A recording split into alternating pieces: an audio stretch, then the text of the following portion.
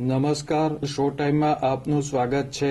જસદણમાં આવેલ alpha Navodaya training સેન્ટરની હોસ્ટેલમાં સંચાલકોની બેદરકારીના કારણે આયુષીબેન રમેશભાઈ બલદાણિયાનું અવસાન થયું હતું. આ મામલે ન્યાયની માંગણી સાથે આહિર સમાજ દ્વારા રેલી કાઢી કલેક્ટર કચેરી ખાતે આવેદનપત્ર આપવામાં આવ્યું હતું.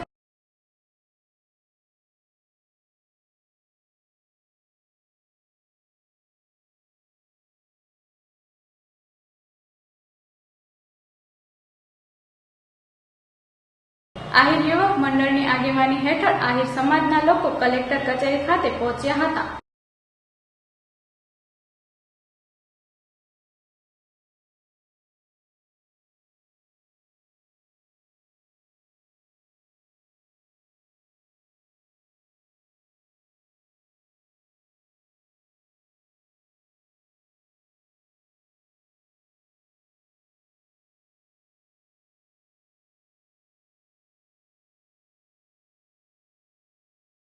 આગેવાનો દ્વારા અધિક નિવાસી કલેક્ટર એનડી ગોવાણીને આવેદનપત્ર આપી રજૂઆત કરવામાં આવી હતી.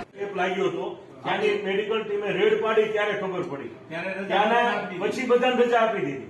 આ પરિસ્થિતિ ખરાબ બહુ થઈ ગઈ છે. એવું તો કયું શિક્ષણ આપે છે કે પરિસ્થિતિ માણસનું મૃત્યુ થાય ત્યાં સુધી એને જાણ ન કરવામાં આવે છે.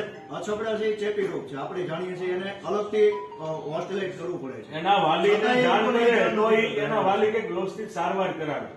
ત્યાં 1200 જેટલા વિદ્યાર્થીઓમાં સારવાર કઈ રીતે છે? મૃત્યુથી તો જાણ જ નથી કરી. મૃત્યુ સુધી આખું જેમ મારીને લોહી ઉપર આવી ગયું કાળો પેન્ટ. એટલે ફક્ત આહિર સમાજ દ્વારા ન્યાયની માંગણી કરી દોષિતોને સજા કરવામાં આવે તેવી રજૂઆત કરવામાં આવી હતી.